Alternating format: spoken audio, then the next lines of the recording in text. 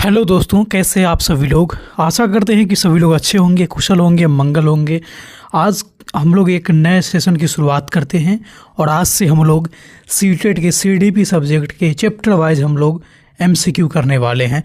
तो आज का जो सेशन होने वाला है आपके चैप्टर नंबर 1 यानी कि बाल विकास की अवधारणाएं एवं उससे अधिगम का संबंध, यही जो चैप्टर है इसी से सारे क्वेश्चन आज के इस सेशन में होने वाले हैं।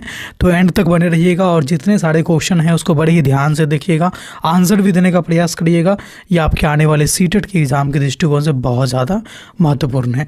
सवाल है आपके सामने पहला कि बाल विकास का अर्थ क्या है। ऑप्शन है आपके सामने, केवल शारीरिक वृद्धि भी है, केवल मानसिक परिपक्वता सी है, जन्म से मृत्यु तक होने वाले परिवर्तन, और डी कह रहा है कि केवल शिक्षा प्राप्त करना। जैसा कि हम सभी लोग जानते हैं कि बाल विकास का अर्थ जो है वह है जन्म से मृत्यु तक होने वाले परिवर्तन, यानी कि बाल विकास जो है जीवन पर्यंत चलने वाली प्रक्रिया होती है। चलते हैं दूसरे क्वेश्चन की तरफ। क्वेश्चन है हमारा कि विकास का स्वरूप कैसा होता है। आपके सामने ऑप्शन है आकस्मिक, निरंतर, अस्थायी और अव्यवस्थित। तो आप पाएंगे कि जो बाल विकास है ना, जन्म से लेकर के मृत्यु तक चलने वाले निरंतर प्रक्रिया होती है, इसीलिए विकास का जो स्वरूप है वो हमारा हो जाएगा ऑप्शन नंबर बी, निरंतर। ठीक है। तीसरा क्वेश्चन है कि वृद्धि का संबंध किससे है। आप पाएंगे गुणात्मक परिवर्तन, व्यवहारिक परिवर्तन, मात्रात्मक परिवर्तन और सामाजिक परिवर्तन। तो आप पाएंगे कि वृद्धि का जो संबंध है ना, वृद्धि का जो संबंध है वह है आपके मात्रात्मक परिवर्तन से, और जो आपका गुणात्मक परिवर्तन होता है इसका संबंध विकास से होता है। ठीक है। ये दोनों बात आप ध्यान में रखेंगे और आगे बढ़ेंगे। इस क्वेश्चन का राइट आंसर जो हो जाएगा, चूँकि वृद्धि पूछा गया तो ऑप्शन नंबर हमारे सामने सी हो जाएगा। तो दोस्तों मैं आपको बता दूं कि इस चैनल के माध्यम से आप रोज़ प्रैक्टिस सेट लगा सकते हैं, प्रतिदिन चलती है। आप डेली सीटेट का प्रिपरेशन यहाँ से कर सकते हैं। अपनी जो तैयारी है वो किस स्तर तक है उसको आप जान सकते हैं हमारे साथ रोज़ जुड़ करके प्रैक्टिस करने के लिए। तो इसके लिए आपको हमारे चैनल के साथ बने रहना होगा, यानी चैनल को सब्सक्राइब कर लीजिए और बेल वाले आइकन को भी प्रेस कर लीजिए, ताकि कभी भी हम वीडियो अपलोड करूं तो उसका नोटिफिकेशन आप तक पहुंच जाए। चौथे क्वेश्चन की तरफ बढ़ते हैं। क्वेश्चन है आपके सामने कि विकास का क्रम सामान्यतः होता है। आपके सामने ऑप्शन है पैर से सिर की ओर, सिर से पैर की ओर, दाएं से बाएं और अचानक। तो आप पाएंगे कि विकास का जो क्रम होता है ना, विकास का जो क्रम होता है ये अचानक नहीं होंगे, दाएं से बाएं नहीं होंगे। ये जो होते हैं ना सिर से पैर की ओर होते हैं, यानी बच्चे का पहले सिर विकसित होता है, फिर धीरे धीरे इस डायरेक्शन में बढ़ते हुए पैर का विकास होता है। ठीक है, पैर का विकास होता है इस डायरेक्शन में। ओके। तो आप पाएंगे कि इस क्वेश्चन का ऑप्शन आपके सामने जो आंसर हो जाएगा ना, ऑप्शन नंबर बी हो जाएंगे। पाँचवा क्वेश्चन है कि बाल विकास का अध्ययन किसके लिए उपयोगी नहीं है। आपके सामने ऑप्शन है शिक्षक इसके लिए हैं, अभिभावक के लिए, चिकित्सक के लिए और व्यापारी के लिए। इनके लिए भी है, इनके लिए भी है, व्यापारी के लिए नहीं है। तो आपके सामने जो ऑप्शन सही हो जाएगा ना वो हो जाएगा ऑप्शन नंबर डी। छठा क्वेश्चन है आपके सामने कि विकास की गति कैसी होती है। ऑप्शन है सभी में समान, बहुत तेज, बहुत धीमी और व्यक्ति के अनुसार से भिन्न। तो आप पाएंगे कि विकास की जो गति होती है ना सभी में अलग अलग होते हैं, यानी कि व्यक्ति विभिन्नता को ये फॉलो करती हैं। और जो किसी बच्चे में तीव्र गति से किसी स्टेज में, तो किसी बच्चे में धीरे गति से उस स्टेज में होती है। तो किसी किसी में बिल्कुल ही मंद हो जाती है, किसी किसी में बहुत ज़्यादा तेज हो जाती है। तो आप कह पाएंगे कि व्यक्ति विभिन्नता के अनुसार विकास की गति होती है।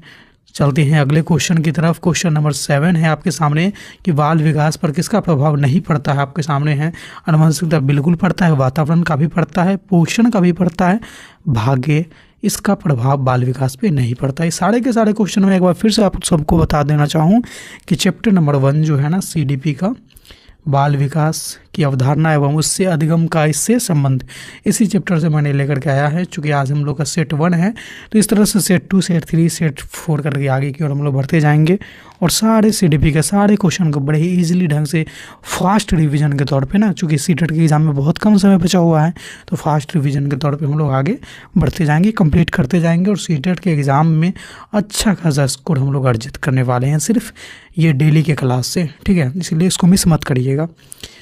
7वां क्वेश्चन का आंसर हो जाएगा डी। 8वां क्वेश्चन है कि विकास किस दिशा में होता है। आपके सामने है सामान्य से विशिष्ट दिशा में होते हैं, विशिष्ट से सामान्य दिशा में होते हैं, या फिर सरल से कठोर में होते हैं, या ए और सी दोनों होते हैं। तो आप पाएंगे कि विकास जो होते हैं ना सामान्य से विशिष्ट की ओर होते हैं, विशिष्ट से सामान्य की ओर नहीं होंगे। सरल से कठिन आप कह सकते हैं, सरल से कठिन भी होता है, यानी पहले सरल सरल चीज़ों का निर्माण होता है फिर कठिन, यानी पहले सामान्य फिर विशिष्ट। तो इस तरह से आप पाएंगे ऑप्शन नंबर डी यानी ए और सी दोनों सही है। 9वां क्वेश्चन है कि विकास की प्रक्रिया कब शुरू होती है। ये बड़ा ही इंटरेस्टिंग सवाल है और बहुत VVI क्वेश्चन है। ये क्वेश्चन तो बार बार रिपीट होता है एग्जाम में, ठीक है। ये रिपीटेड क्वेश्चन है। जन्म के बाद नहीं, विद्यालय जाने पे नहीं, किशोरावस्था से नहीं, गर्भावस्था से ही विकास शुरू हो जाते हैं, ठीक है। अब आप में से कुछ लोग कहेंगे कि गर्भावस्था से विकास कैसे शुरू होते हैं, वो तो माँ के गर्भ में होता है। तो बच्चे को माँ के गर्भ में जब पल रहे होते हैं ना, उसी समय ही बहुत सारी उनके अंदर चीज़ें विकसित हो जाती है, जैसे कि रोना, जैसे कि किसी चीज़ को पकड़ना, चूसना, ये सारी चीज़ बच्चे माँ के गर्भ से लेकर के आते हैं, ठीक है। इसलिए कह सकते हैं कि बाल विकास की प्रक्रिया जो है ना माँ के गर्भ से यानी गर्भावस्था से ही शुरू हो जाती है। 10वां क्वेश्चन है कि बाल विकास का संबंध किस विषय से है। तो आप पाएंगे कि बाल विकास का संबंध जो है ना सभी से, मतलब मनोविज्ञान से है, शिक्षा से है और समाज शास्त्र से भी है, ठीक है, यानी तीनों से है, ठीक है। इसलिए इसका सही आंसर जो है हो जाएगा ना उपरोक्त में से सभी हो जाएंगे, ऑप्शन नंबर डी हो जाएंगे। 11वां क्वेश्चन है कि विकास में सबसे पहले कौन सा नियंत्रण आता है। बहुत ज़्यादा इंपॉर्टेंट है, इसको भी VVI लगा लीजिए। और उम्मीद करते हैं कि ऐसा क्वेश्चन आप बहुत सारे आज तक प्रैक्टिस किए होंगे, लेकिन इस तरह का क्वेश्चन आपने कहीं नहीं देखा होगा, ठीक है। कि विकास का सबसे पहले नियंत्रण किस में आता है। आप लोग यहाँ पे चकमा खा जाइएगा, गच्चा खा जाइएगा, आप लोग यहाँ पे तुक्का मारने पे मजबूर हो जाएगा, क्योंकि आप लोगों ने ये क्वेश्चन को कभी देखा ही नहीं है। ऑप्शन है कि हाथों पे नहीं, पैरों पे नहीं, उंगली पे नहीं, पहले गर्दन पे, क्योंकि सिर से पैर की ओर बढ़ता है, तो सिर के बाद पैर आएगा, गर्दन आएगा, फिर बाकी ये चीज़ आएंगे, ठीक है। इसलिए ऑप्शन नंबर इसका सी सही हो जाएगा। तो बताइए ये बहुत ही इंपॉर्टेंट क्वेश्चन था ना, ऐसा क्वेश्चन आप लोग तो नहीं किए होंगे। तो इस तरह से बने रहिएगा, आपको रोज़ की क्लास में कुछ ऐसे यूनिक क्वेश्चन आपको देखने को मिलेंगे जो आपको कहीं और नहीं मिल सकते हैं। 12वां क्वेश्चन है कि विकास की प्रक्रिया होती है, कैसी होती है। निश्चित क्रम में होती है, अनिश्चित क्रम में होती है, अव्यवस्थित होती है, रुक रुक के होती है। देखिए रुक रुक करके होती तो है, ये बात सही है, विकास धीरे धीरे होती है, कभी तेज़ी कभी कम, लेकिन ये ऑप्शन नहीं होगा। अव्यवस्थित ढंग से नहीं होता है और अनिश्चित क्रम में नहीं होता है। ये क्रम इसका निश्चित है कि पहले सिर का विकास होगा, तभी उसके नीचे जैसे गर्दन, पेट, हाथ, ठीक है, फिर सबसे लास्ट में जाकर के उंगली का निर्माण होता है, ठीक है। तो इस तरह से एक निश्चित क्रम है, ऑप्शन नंबर ए हो जाएंगे। 13वां क्वेश्चन है कि विकास का संबंध किससे नहीं है। यहाँ पर आपसे क्वेश्चन नेगेटिव पूछा जा रहा है, तो आंसर भी आप नेगेटिव चुन के ही करेंगे। शारीरिक परिवर्तन से बिल्कुल है, मानसिक से भी है, सामाजिक से भी है, राजनीति परिवर्तन से विकास का संबंध नहीं है, ठीक है। तो ऑप्शन नंबर क्या हो जाएंगे सही हमारे, डी हो जाएंगे। 14वां क्वेश्चन है कि विकास जीवन पर्यंत चलता है, यह कथन है क्या है, कैसा कथन है, गलत है, नहीं, ये बिल्कुल सही कथन है। आंशिक रूप से सही नहीं, ये तो पूर्ण रूप से सही है, यानी ऑप्शन नंबर इसका सी हो जाएगा। Option number C 14 number question के लिए सही आंसर है। 15वां क्वेश्चन है कि बाल विकास का अध्ययन क्यों आवश्यक है।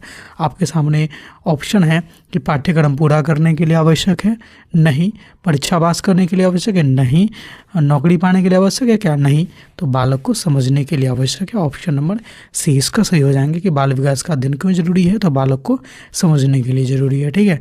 इस तरह से आप पाएंगे 15 का ऑप्शन नंबर सी सही हो जाएगा। 16वां क्वेश्चन है कि वृद्धि रुक सकती है परंतु विकास कभी नहीं रुक सकता है, क्योंकि विकास जो है ना जीवन पर्यंत चलने वाली प्रक्रिया होती है। क्या होती है, जीवन पर्यंत चलने वाली प्रक्रिया होती है, इसीलिए विकास कभी नहीं रुकता है। ऑप्शन नंबर आपके सामने बी हो जाएंगे सही। क्वेश्चन नंबर 16 के लिए 17वां क्वेश्चन है कि विकास में व्यक्तिगत विभिन्नता का कारण क्या है। केवल शिक्षा, यानी कि व्यक्तिगत विभिन्नता पहले समझ लीजिए ये टर्म क्या है। तो दो बच्चों के बीच में जो विभिन्नताएं पाई जाती है बुद्धि लब्धि के आधार पर, शारीरिक रूप से, भाषाई रूप से, या फिर उसके मतलब विकास के रूप से, बुद्धि के डेवलपमेंट के रूप से, संज्ञानात्मक रूप से, सामाजिक रूप से, तो अलग किसी भी तरह से अगर विभिन्नताएं हैं तो दो बच्चे एक दूसरे से व्यक्तिगत विभिन्नता प्रदर्शित करते हैं। ये क्यों होते हैं। केवल शिक्षा इसका कारण है क्या, नहीं। केवल वातावरण, नहीं। केवल आनुवंशिकता, नहीं। ये तीनों मिलकर ये तीनों के तीनों कारक है, और भी कई अन्य कारक भी हैं जिसमें आपके ऑप्शन में नहीं दिए गए हैं, यानी कि ये जो ऑप्शन है ना ऑप्शन नंबर डी इस क्वेश्चन के लिए सही हो जाएंगे, ऑप्शन नंबर डी। 18वां क्वेश्चन है कि विकास का संबंध अधिकतर किससे होता है। देखिए बाहरी बदलाव से ये कोई ज़रूरी नहीं है, आंतरिक बदलाव से नहीं, व्यवहार में बदलाव से नहीं, यानी कि ऑप्शन नंबर डी हो जाएगा कि बाहरी बदलाव भी होगा इसमें सही, आंतरिक बदलाव भी हो जाएंगे और व्यवहारिक बदलाव भी हो जाएंगे। अधिकतर यानी कि ये तीनों का परिणाम होता है, ठीक है। ये तीनों मिल करके विकास को क्या करते हैं, प्रभावित करते हैं। ऑप्शन नंबर आपके सामने डी हो जाएंगे इस क्वेश्चन के लिए सही। 19वां क्वेश्चन है कि शैशवावस्था की अवधि क्या होती है। बड़ा इंपॉर्टेंट क्वेश्चन है, BVI है, क्योंकि बहुत लोग इसमें कंफ्यूज करते हैं 0 से लेकर के 6 वर्ष और 0 से लेकर के 2 वर्ष में। सीधा मुद्दा पर ही आते हैं ना, सारे ऑप्शन को छोड़ दीजिए। 0 से लेकर के 6 वर्ष में और 0 से लेकर के 2 वर्ष में सभी लोग कन्फ्यूज करते हैं।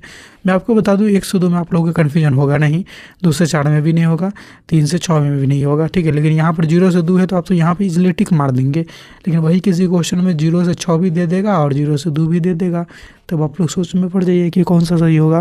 तो हमेशा ध्यान में रख लीजिएगा। और जैन पियाजे महोदय ने भी यही बताया था कि शैशवावस्था का जो उम्र होती है ना, जन्म से लेकर के 2 वर्ष तक ही होती है, यानी 0 से 2 वर्ष। आज के बाद गांठ बांध लीजिएगा, 0 से 2 वर्ष के अलावा कभी भी कोई और अन्य ऑप्शन का आप चयन ना करेंगे, ठीक है। तो इस क्वेश्चन का राइट आंसर क्या हो जाएगा, 0 से 2 वर्ष। 20वां क्वेश्चन है कि विकास की प्रक्रिया किस पर निर्भर करती है। आपके सामने ऑप्शन है, पोषण बिल्कुल करती है, वातावरण इस पे भी करती है, आनुवंशिकता पर भी करती है, सभी पे करती है, ठीक है। ऑप्शन नंबर इसका डी हो जाएगा, क्योंकि पोषण पे भी करती है, वातावरण पर भी करती है और आनुवंशिकता पर भी करती है। इसी के साथ साथ मैं एक क्वेश्चन और यहाँ से जोड़ दूँ कि क्या वातावरण का 50% योगदान होता है, क्या आनुवंशिकता का 50% योगदान होता है, दोनों मिलकर के 100% बनाते हैं? तो ऐसा नहीं है। इसका योगदान है, इसका भी योगदान है, लेकिन ज़रूरी नहीं है कि 50% ही होगा।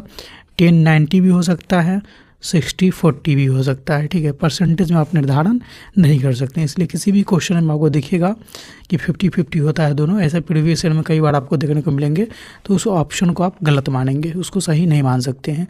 ये इसमें इसका योगदान है, इसका भी योगदान है, इसका भी योगदान है, लेकिन परसेंटेज डिसाइड नहीं है, किसी में कम किसी में ज़्यादा हो सकता है, ठीक है। तो इस तरह से क्वेश्चन नंबर 20 का सही आंसर जो है ना, ऑप्शन नंबर डी हो जाएंगे, क्योंकि पोषण, वातावरण और आनुवंशिकता तीनों मिलकर के विकास की प्रक्रिया को धीमा या तेजी कर सकते हैं, यानी एक लाइन में कह सकते हैं कि प्रभावित कर सकते हैं, ठीक है। तो इस तरह से हम लोगों ने आज के इस सेशन में टोटल 20 क्वेश्चन को किया है।